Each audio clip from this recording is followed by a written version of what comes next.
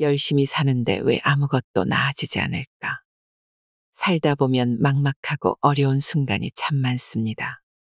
꼬여버린 인간 관계, 앞이 보이지 않는 미래, 멀게만 느껴지는 돈과 성공, 그리고 사랑까지.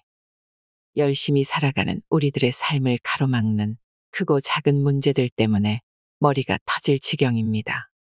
이럴 때 지혜로운 누군가가 뿅 하고 나타나서 이 모든 문제를 해결할 비법을 전수해 준다면 얼마나 좋을까요? 인간의 마음은 요망하고 아리송합니다. 속절없이 바뀌고 예측도 측량도 불가능합니다. 대체 어디서 불어왔는지 알 수도 없는 욕망의 파도에 휩싸여서 길을 잃고 허우적거리기 일쑤지요. 하지만 우리의 고민은 이전 세대의 누군가가 해온 고민의 되풀이일 뿐입니다. 천만다행으로 선조들이 남긴 고생의 흔적으로 우리는 마음의 지혜를 그릴 수 있을 것입니다. 오늘 소개해드릴 책은 내 삶의 기준이 되는 8가지 심리학, 김경일 교수의 마음의 지혜입니다. 유튜브 누적 조회수 1억 뷰. 김경일 교수의 최신작입니다. 사람, 성공, 돈에서 자유로워지는 마음속 지혜에 한 걸음 다가갈 수 있다면 좋겠습니다. 돈에서 자유로울 지혜. 불안을 피하고 싶은 욕망.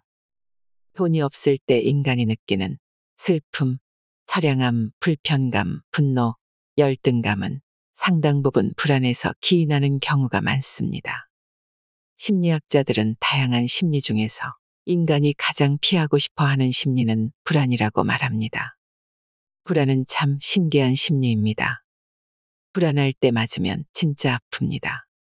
불안할 때 외로우면 지구상에 나 혼자 남겨진 것 같습니다.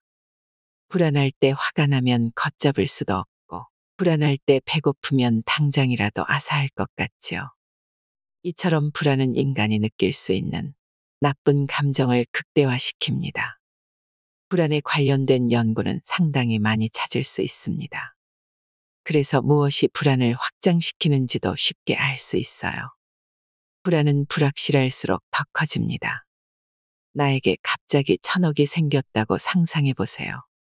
자그마치 1000억이라니. 처음엔 신나고 좋겠지만 점점 이걸 어떻게 써야 할지 마음이 복잡해집니다. 그 돈을 어떻게 관리해야 할지, 잃어버리거나 빼앗기는 건 아닌지 마음이 조마조마합니다. 그 돈이 사라지는 것을 상상만 해도 속이 상해요. 돈이라는 건 어느 정도 양이 있으면 불안을 완화시키지만 감당하기 어려운 수준이 되면 집착과 고통, 불행이 뒤따릅니다. 그래서일까요? 부자가 되면 무조건 행복해질 거라는 사람들의 생각과는 달리 불안이라는 고통 속에서 살아가는 부자들이 많습니다.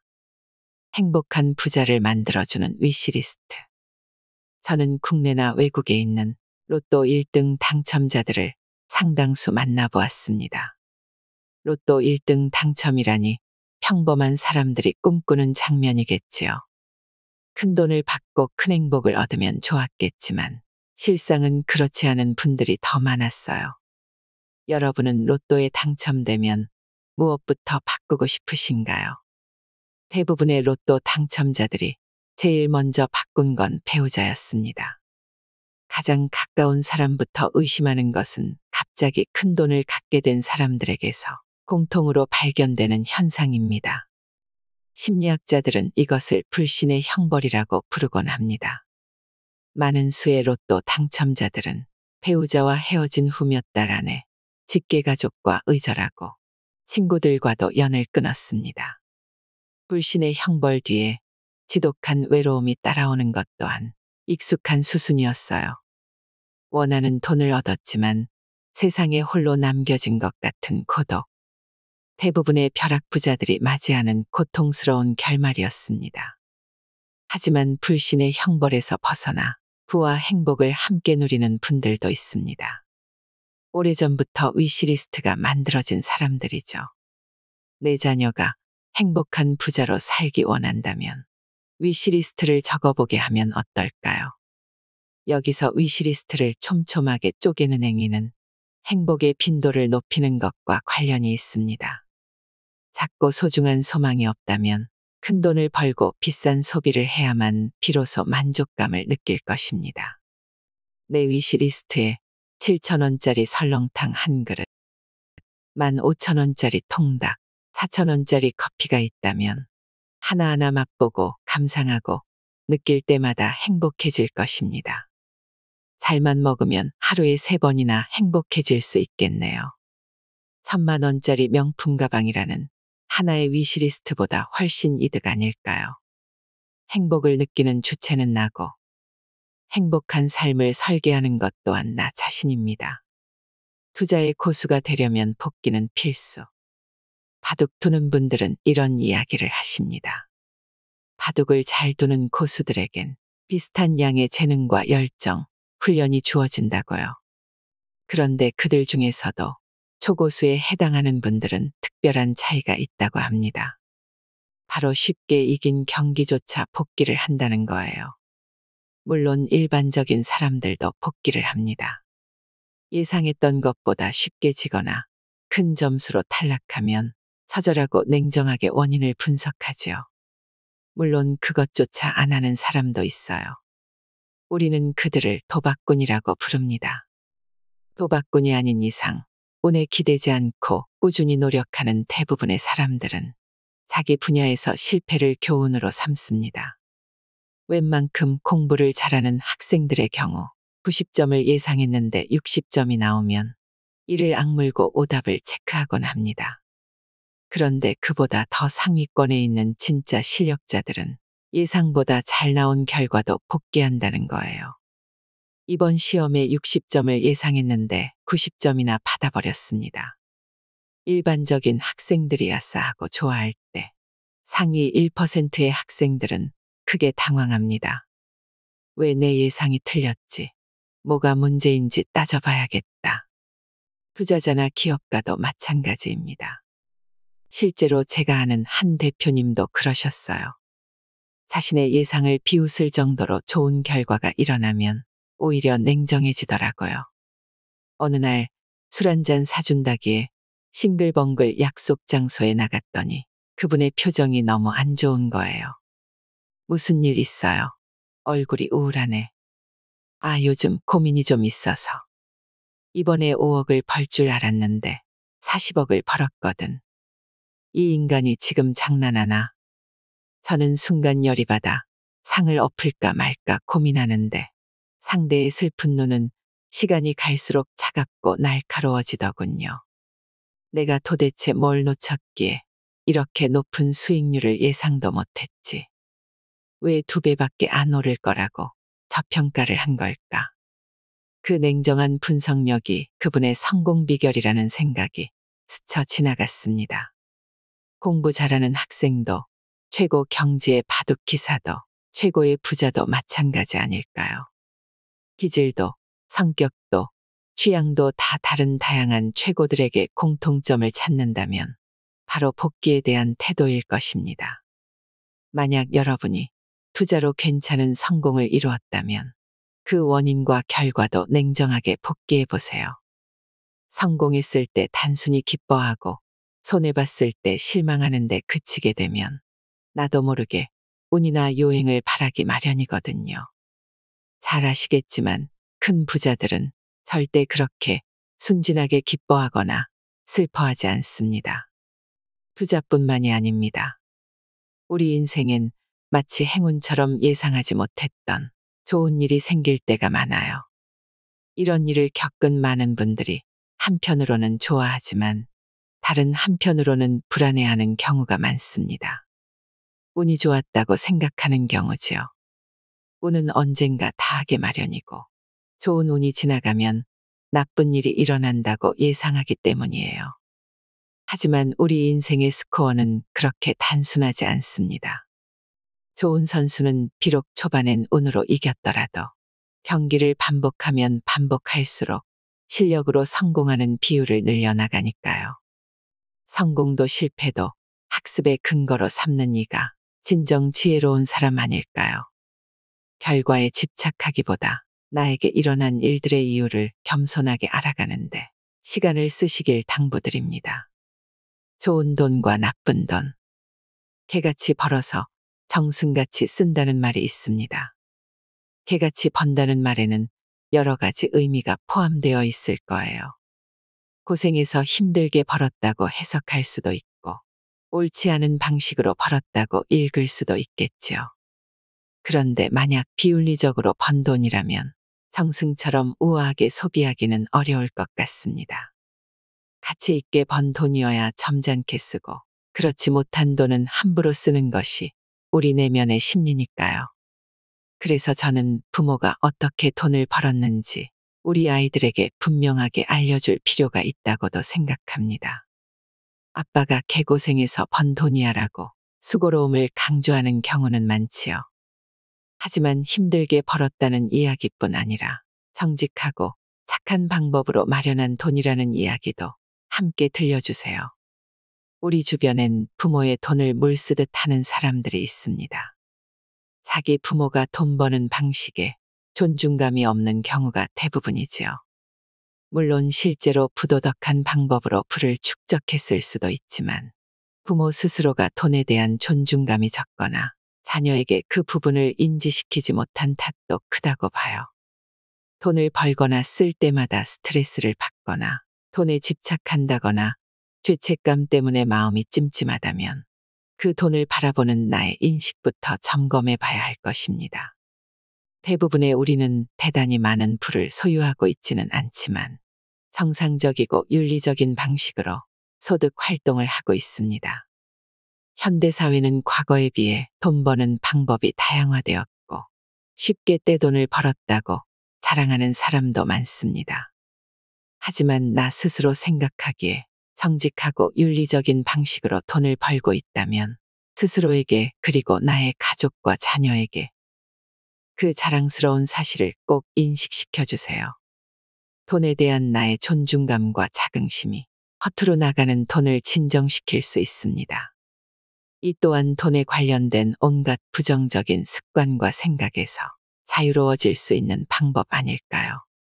사람을 대하는 지혜, 성격이 아니라 자원의 사용이 문제입니다. 생각보다 굉장히 많은 분이 이런 고민을 합니다. 나는 왜 내성적일까? 나는 왜 사람에게 다가가기 어려울까? 나는 왜 적극적이고 밝은 사람이 아닐까? 제가 결론부터 말씀드리겠습니다. 성격 못 고칩니다. 현대의 심리학자들은 성격에 대해서 아주 많은 연구를 해왔습니다. 성격은 다른 말로 속성 혹은 기질이라고 하는데 다시 말해 타고나는 것이지요. 내향인을 대표해서 말씀드리겠습니다. 우리에겐 길고 확실한 나만의 동굴이 필요합니다. 전 동굴에서 잘 쉬고 나왔을 때 에너지가 생기는 것을 느낍니다. 그러면 친구들 앞에서 활기차게 말을 할 수 있고 장난도 잘 칩니다. 내향적인 사람이 사람을 싫어한다거나 낯을 가린다는 건 분명한 오해입니다. 내향성이냐 외향성이냐에 상관없이 누구나 자신의 자원이 허락하는 선 안에서는 타인과 사이좋게 잘 지내고 싶어 합니다. 단지 내향적인 사람은 외향적인 사람에 비해 외부에 쓸 사회적 자원이 적을 뿐입니다. 대신 내면에 충분하게 집중할 수 있지요. 부족한 사회적 자원을 잘 배분하여 사용하는 법은 경험을 통해 충분히 익힐 수 있습니다. 우리나라를 대표하는 유명한 개그맨들 중에 내향적 성격의 소유자가 꽤 많답니다. 말을 잘하고 장난을 잘 치니 가까운 동료들도 외향성이라고 착각하는 경우도 있지요. 국민 MC라 불리는 유재석 씨만 하더라도 방송에서 스스로 분명한 내향성임을 언급한 적도 있고요. 예전 방송 자료를 보면 그분들도 사회적 기술이 갖춰지지 못해 좌충우돌하는 게 느껴집니다.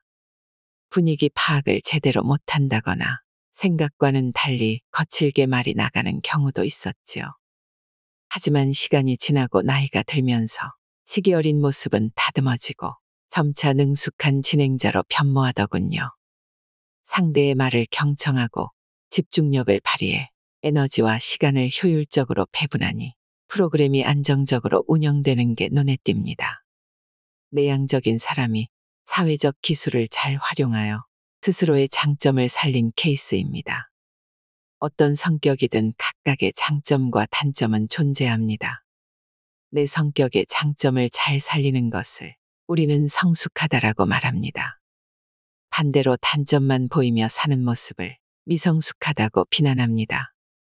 사이코패스나 소시오패스처럼 기질적으로 특수한 장애가 있는 경우를 제외한다면 나의 성격을 인정하고 사랑하는 것이 좋습니다.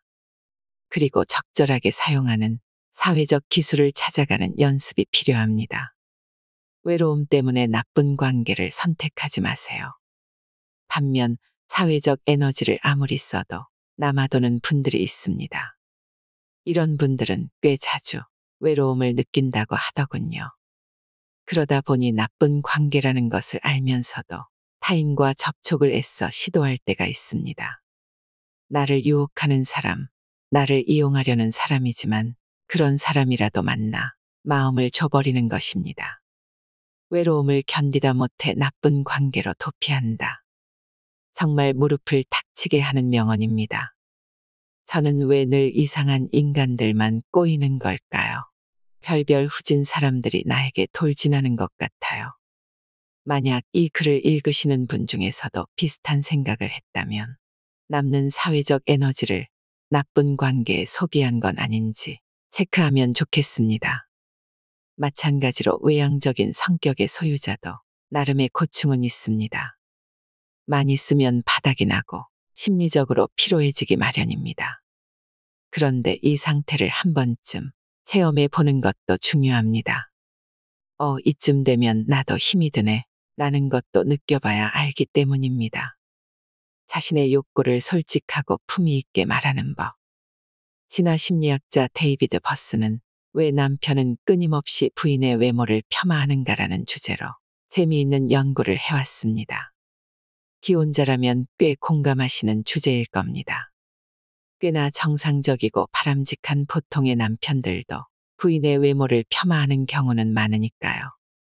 데이비드 버스는 상대가 나를 떠날지도 모른다는 심연의 두려움이 외모 폄하로 이어진다고 밝혔습니다.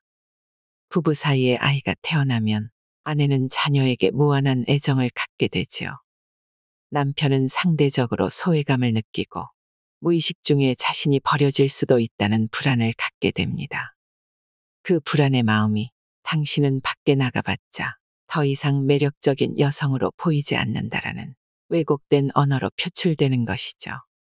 나이 들면서 가져야 하는 중요한 능력 중 하나는 자기 욕망을 솔직하면서도 품위 있게 말하는 것입니다. 많은 사람들은 자칫 착각을 하곤 합니다. 나이가 들수록 자신의 원하는 것을 잘 숨겨야 한다고. 드러내지 않고 꾹꾹 눌러 담을수록 원숙한 인간이라고 말이지요. 말 그대로 착각입니다. 어른들의 세계에서 관계를 해치는 온갖 바보 같은 말들은 자신의 욕구를 솔직히 드러내지 않았기 때문에 발생합니다. 이게 다 널 위해서 하는 말이야. 자네는 아직 어려서 잘 몰라.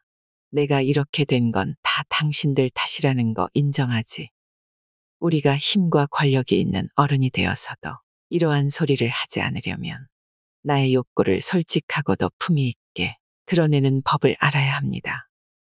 행복을 만끽하는 자세. 많은 사람들이 어떻게 하면 행복해지는지 궁금해합니다. 그런데 최근에 아주 특이한 분을 만났어요. 그는 제게 어떻게 해야 불행해지나요? 라고 물으셨습니다. 삶이 너무 행복해서 불행이 무엇인지 모르겠다는 거예요. 그분은 부자가 아니었습니다. 하반신 마비로 인해 통행에 어려움을 겪는 장애인이셨지요. 길선마다 불행이 도사리고 있는 이 불안한 삶에서 모든 것이 완벽하게 행복하다는 분을 보며 많은 생각을 하게 되더라고요. 행복이 상황이나 조건과는 관계없는 마음의 상태라는 건 아마 다들 알고 계실 거예요. 그렇다면 무엇이 우리를 행복하게 만드는 걸까요? 이 글을 읽는 여러분은 행복하신가요? 누구에게나 행복의 순간들은 존재합니다. 괴로움이 하나도 없고 삶의 만족도가 평균 이상이어야 비로소 행복하다고 정해 내릴 수 있을 것만 같지만 의외로 행복의 순간은 완벽한 세팅과는 관련이 없었습니다. 나쁜 게 완전히 사라진 순간도 아니었어요. 큰 고민이 해결되지 않아 스트레스를 받다가도 아이를 안고 있으면 충만해지고 쏟아지는 일을 쳐내느라 정신없는 와중에도 동료의 진심 어린 감사 인사에 눈물이 핑 돌며 오늘 있었던 화나는 일에 분개하다가도 술잔을 기울이며 내 이야기를 들어주는 친구가 있다는 데에 가슴이 찡해집니다. 그렇게 좋은 순간은 어느 곳에나 있고 우리는 날마다 행복을 경험합니다. 행복에 대한 정의도 어렵고 행복에 대한 이야기를 한다는 것도 쉽지 않습니다. 그러나 분명한 것은 행복은 나쁜 게 없는 상태가 아니라 무언가 좋은 게 있는 상태라는 것입니다. 행복은 크기가 아니라 빈도입니다. 행복의 정의에 심오한 통찰이 숨겨져 있다는 사실 알고 계신가요? 행복은 크기보다 빈도가 중요하다는 것입니다. 심리학을 풍월로 들어보신 분들은 아실 것입니다. 1년에 100점짜리 커다란 행복 하나를 경험하는 것보다 10점짜리 행복 10개를 경험하는 것이 더 효과적이라는 것을요. 그러니 행복의 격을 조금 낮춰서라도 더 자주 행복을 누리는 것이 생존에 유리하다는 뜻이지요. 좋아하는 사람과 맛있는 것을 먹는 게 나의 행복이야라고 스스로 인지하고 있는 사람은 1억 원짜리 복권에 당첨되는 게 나의 행복이야라고 생각하는 사람보다 생존할 확률이 높아집니다. 행복에 대한 소박한 정의를 최대한 여러 개 가져보세요. 거창한 정의 하나보다 훨씬 낫습니다. 일을 해나가는 지혜. 직장인 분들, 일하기 참 힘드시죠? 조기 퇴사를 꿈꾸시나요? 애들 학교 졸업하면 나도 좀 푹 쉴 수 있겠지라고 생각하시나요? 안타깝지만 어려우실 겁니다. 나이가 들어서도 무조건 일해야 하는 시대가 오고 있으니까요. 가끔은 스위치를 끄세요. 마찬가지로 일을 너무 많이 해서 번아웃이 오는 게 아닙니다. 그 일만 해서 번아웃이 생기는 거예요. 우리 주변에는 다른 사람보다 많은 일을 처리하는데도 지치지 않고 언제나 활기를 유지하는 사람들이 있습니다. 그들의 특징은 마치 스위치를 켜고 끄듯 일의 종류를 자주자주 바꿀 줄 안다는 것입니다. 인지심리학자들은 그 능력을 자발적 전환이라고 부릅니다.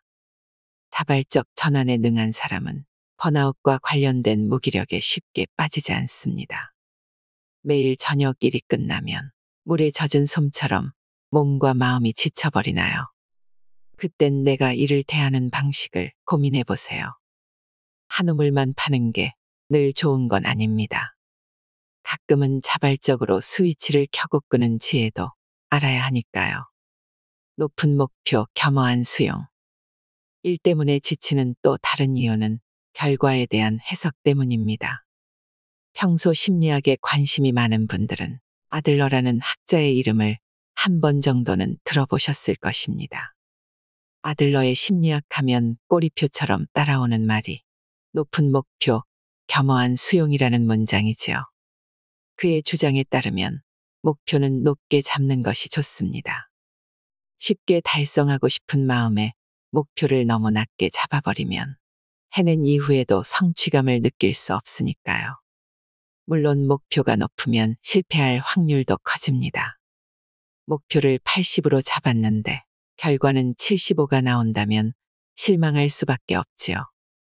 그렇다고 해서 목표를 20으로 잡는 건 어리석은 행동입니다. 30 정도만 했는데도 목표를 훌쩍 넘어버리면 그는 더 이상 노력을 안 하게 되니까요. 더 많이 시도하고 더 높은 역량을 끌어올리기 위해서는 높은 목표를 세우는 게 분명히 유리하다는 이야기입니다. 목표를 달성하지 못했을 때 대부분의 사람들은 좌절합니다. 이때 필요한 것이 겸허한 수용입니다. 개인과 조직 모두 결과를 있는 그대로 받아들이고 적절한 목표로 수정 보완하는 과정이 있어야겠지요. 그것을 제대로 하지 못해 괴로움에 빠져버리면 일터는 지옥이 됩니다. 완벽주의의 폐해. 완벽이라는 언어가 가진 매력 때문일까요? 한국 사회에서는 유난히 완벽주의에 대해서 높게 평가하는 경향이 있습니다. 어유, 그 사람은 완벽주의자야 라는 말을 들으면 성격은 까칠해도 능력이 뛰어난 사람이군 이라는 생각을 하게 되지요. 하지만 심리학자들의 생각은 다릅니다.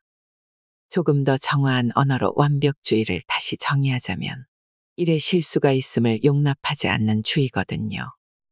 즉, 완벽주의자들은 본인이 완벽하지 않다는 것을 숨기는 사람, 스스로의 잘못을 인정하지 않는 사람이라고 볼 수 있습니다. 무엇이 우리를 완벽주의자로 만들까요? 심리학자들은 한 인간이 자라나는 과정에서 부모로부터 받은 영향력을 중요하게 생각합니다. 부잣집이든 평범한 집이든 부모가 고학력이든 달리는 말에 채찍질을 하듯 자녀를 계속 몰아세우는 거예요. 그 집 아이는 못해도 혼나고 잘해도 혼납니다. 80점을 맞으면 점수가 형편없다고 혼나고 100점짜리 시험지를 들고 가면 잘할 수 있는데 그동안 열심히 안 했다며 나무람을 듣습니다. 자신의 행동에 적절하게 칭찬과 보상을 받지 못한 아이는 처벌이 없는 상태만을 꿈꾸게 되겠지요. 이처럼 부모가 칭찬에 인색하면 아이는 반사적으로 욕을 먹지 않는 방법을 고민하고 자신이 옳다는 것을 증명하기 위해 온갖 논리를 동원할 것입니다. 이런 아이들이 자신의 실수를 용납하지 않는 완벽주의자로 성장하는 것입니다. 그렇다고 지나치게 칭찬을 남발하는 것도 좋지 않습니다. 아주 작은 일에도 경산한 것처럼 잔치를 벌이는 가정의 아이들은 나르시시즘에 빠질 위험이 있거든요. 나르시시즘은 자기애가 너무 강해서 문제가 되는 상황입니다. 자신을 드높이기 위해 남을 깎아내리기도 합니다. 이처럼 부모의 칭찬은 자녀의 심리와 인생관을 결정짓는 강력한 무기가 됩니다. 우리는 왜 아는 척을 할까? 타인에게 완벽해 보이고 싶은 욕구 때문에 많은 사람들이 빠지는 함정이 있습니다. 바로 척하는 함정이지요. 돈이 많은 척, 몰라도 아는 척, 경험이 많은 척, 습관처럼 연기를 하지요. 본인들은 이러한 태도 덕분에 타인에게 존경을 받고 부러움을 산다고 생각할지도 모릅니다. 하지만 심리학자들은 이 척이야말로 반드시 버려야 하는 위험한 습관이라고 입을 모아 말합니다. 사랑을 지키는 지혜, 이별에 대처하는 우리의 자세. 우리가 누군가와 꽤 오랜 시간 알고 지낼 때 상대가 나에게 주는 좋은 점 때문에 이 관계가 유지된다고 믿곤 합니다. 그런데 막상 면밀하게 들여다보면 그는 나에게 좋은 것을 가져다 주는 게 아니라 나쁜 일을 막아주는 존재인 경우가 아주 많습니다. 하지만 사람들은 좋은 일이 생길 땐 크게 고마워하고 기억해 주는 것에 비해 나쁜 일을 막아주는 것은 대부분 기억해 주지 않습니다. 누군가가 회사를 떠나야 한다면 설사 해고와 비슷한 수준이라고 해도 아름답고 품위 있는 이별을 준비할 수 있습니다. 그러기 위해서는 그 사람 덕분에 막아낼 수 있었던 일, 그 사람의 존재로 조직이 걱정하지 않아도 되었던 일들을 꼭 언급해 주기를 바랍니다. 이별은 슬프고 퇴직은 섭섭하지만 최소한 오랜 시간 몸담았던 공동체가 나를 제대로 기억한다는 느낌은 줄 수 있으니까요. 연애에서도 마찬가지입니다. 사귀던 남녀가 이별을 선택하는 것은 더 이상 그들의 관계가 행복하지 않기 때문이지요. 행복하지 않다는 건 곧 서로에게 좋은 것을 가져갈 수 없다는 뜻이기도 합니다. 연애를 하는 당사자들은 그 사실을 알고 있습니다. 그래서 언제 헤어져야 하는지 누구보다 본능적으로 감지하지요. 우리가 이별의 순간 얼토당토하는 소리로 상대에게 더 큰 상처를 주지 않기 위해서는 상대에게 예의를 갖춰 고마웠던 부분을 말해야 합니다. 상대방의 존재로 내가 무엇을 견딜 수 있었고 어떤 나쁜 일을 당하지 않았으며 힘든 상황에서 벗어날 수 있었는지 또 어떻게 위안을 받았는지를 정확히 말해줘야 합니다. 이것에 대한 감사를 표현하고 영원히 기억하겠다고 약속하는 건 행복했던 순간을 기억하는 것보다 훨씬 의미 있는 일입니다. 이별 후의 행복은 다른 사람과 또 새롭게 만들어가야 하니까요. 이와 같은 언급은 마음의 경계선도 만들 수 있습니다. 분명히 이별이 필요하지만 결정하지 못하는 연인들의 경우 상대방이 막아준 것들에 대한 감사를 표현한다면 서로가 끝났다는 것을 겸허히 받아들이는 데 도움이 될 것입니다. 이 사람과 함께한 연애의 의미 또한 충분히 공유할 수 있으니까요. 제가 생각하는 이별에 대한 예의는 바로 이것입니다. 성공을 꿈꾸는 지혜. 우리는 하루 중 대부분의 시간을 일하는 데 쏟곤 합니다. 학생이라면 공부가 되겠지요. 매일매일 꾸준히 성실하게 쳇바퀴를 돌리는 생활은 분명히 성공과 가까워지는 길이에요. 하지만 가끔 너무 무리했다는 생각이 들 때가 있습니다. 나의 건강도 가족도 주변의 소중한 사람도 돌보지 않고 일에 몰두하다. 어느새 돌아보면 남은 것이 없어진 것처럼 허전해지니까요. 저는 능력 있고 성실했던 사람들이 활활 타오른 뒤에 남은 잿더미처럼 주저앉는 모습을 종종 보곤 합니다. 열심히 일을 한 뒤 뿌듯함과 보람이 따라오면 상관없지만 죽어라 이래도 의미나 성취조차 느끼지 못할 때 삶의 방향마저 잃어버리는 것 같아요. 성공에 대한 자기 정의가 필요합니다. 성공하기 위해 우리가 할 일은 무엇인지, 이미 성공한 사람들에겐 어떤 특징이 있는지 수많은 자기계발서에서 이야기해 주고 있습니다. 그런데 막상 중요한 질문은 놓치고 있었던 것 같아요. 성공이란 무엇일까요? 먼저 사전적 의미부터 알아봅시다. 성공은 목적하는 바를 이룸. 성취는 그 내용이 무엇이 되었든 자신에게 중요한 일이든 아니든 무언가를 얻거나 이루는 것. 성취에 비해 성공을 설명하는 말은 아주 짧고 모호해 보입니다. 그리고 의외로 간단하네요. 사실 상당 부분 단어 속에 많은 것이 숨어 있거든요. 목적하는 바를 이뤄야 하니 목적이 없으면 성공을 할 수 없습니다. 즉, 목적하는 삶이 성공과 연결된 삶이겠네요. 사람들은 모두 다 마음속에 이루고 싶은 소망 한 가지 정도는 품고 삽니다. 그러나 목적은 그러한 소망과는 또 느낌이 달라 보여요. 조금 더 명사와 가까워야 하지 않을까요? 저는 꿈은 동사로 표현해야 한다고 말씀드립니다. 사장이 되어 무엇을 할지가 분명하지 않으면 실제로 그 상황이 벌어졌을 때 흔들릴 수밖에 없다고요. 그런데 저는 최근 누군가로부터 성공에 대한 아주 재미있는 정의를 들었습니다.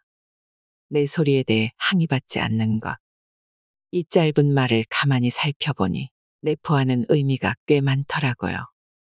이 말을 처음 들었을 때는 층간소음에서 자유롭고 싶다는 얘기인가 하고 생각했어요. 물어보니 그것도 포함되는 거래요. 하긴 내가 내는 소리 때문에 남들이 불편해하지 않을 정도로 독립된 공간을 소유했다면 성공이 맞는 것 같습니다. 다른 뜻도 숨어 있습니다. 내가 낸 의견에 대해 당신 틀렸어. 조용히 해라는 소리를 듣지 않을 정도의 위치를 가졌다는 것. 이 역시 성공의 다른 모습이지요. 주변 사람들과 내가 정의한 성공에 대해 이야기를 나눠보면 어떨까요?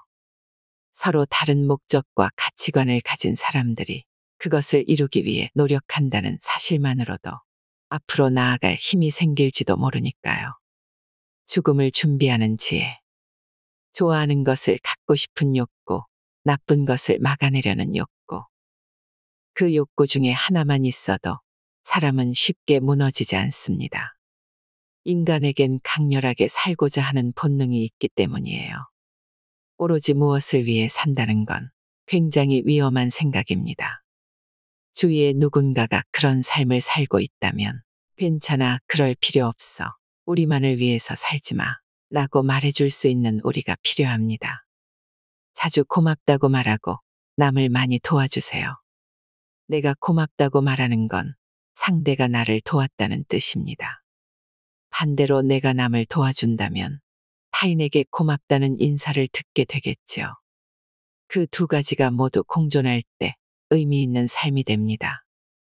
고맙다는 말을 죽어도 안 하는 사람은 인색한 사람입니다. 남에게 쉽게 도움을 받으면서 정작 자신은 고맙다는 인사를 들어본 적 없는 사람은 기생적인 삶을 사는 것이죠. 돈을 벌면 그 돈을 써야 자본주의 사회가 굴러가는 것처럼 감사 역시 받기도 하고 하기도 해야 합니다. 이 두 가지가 함께 이루어져야 세상을 떠날 때 의미 있는 삶이라고 기억하며 만족스러운 마무리를 할 수 있을 거예요. 둘 중 하나라도 없다면 많은 회한과 후회로 슬픔과 불안함을 느끼게 될 것입니다. 그러니 여러분, 외롭지 마십시오. 많이 감사하고 많은 감사를 받으시길 바랍니다. 그것이 우리들의 생명을 살리는 방법이며 먼 훗날 아름다운 죽음을 준비할 기회를 만드는 길입니다. 꾸역꾸역. 이 단어처럼 우리의 일상을 잘 표현한 말이 있을까요? 아이가 예쁘든 아프든 모자라든 부모는 사랑을 주고 선생님은 바른 길을 가르칩니다. 가게 사장님은 정해진 시간에 문을 열고 버스기사님은 제 시간에 도착하며 군인은 훈련장에 가고 직장인은 회사에 출근을 합니다. 우리의 순조로운 일상이 매일 누군가가 꾸역꾸역 해내는 일 덕분에 이루어진다는 건 경이롭습니다. 인간의 마음은 날씨처럼 바뀌고 혹독한 시련은 하루가 멀다 하고 찾아오기 때문입니다. 그럼에도 내가 해야 할 일을 꾸역꾸역 할 수 있는 에너지는 어디서 나오는 걸까요? 바로 우리 마음속에 차곡차곡 쌓이는 매일의 작은 행복일 것입니다. 보란 듯이 희망이 사라지고 좌절이 예정되어 있고 몇 번이고 모든 걸 엎어버리고 싶은 때에도 우리 마음속 창부에는 희미한 바를 정자가 새겨지고 있습니다. 맛있는 식사, 소소한 수다, 기분 좋아지는 장난, 심지어 매일 같은 길을 발 딛고 걷는 행위까지도 힘줄이 되어 얽히고 설켜 강인한 근육이 되는 것입니다. 이러한 시간들이 긴 인생을 살아가야 하는 우리에게 강인한 삶의 근육이 될 것입니다. 이상으로 인생의 품격이었습니다. 하루하루 당신의 품격이 더 빛나길 바랍니다.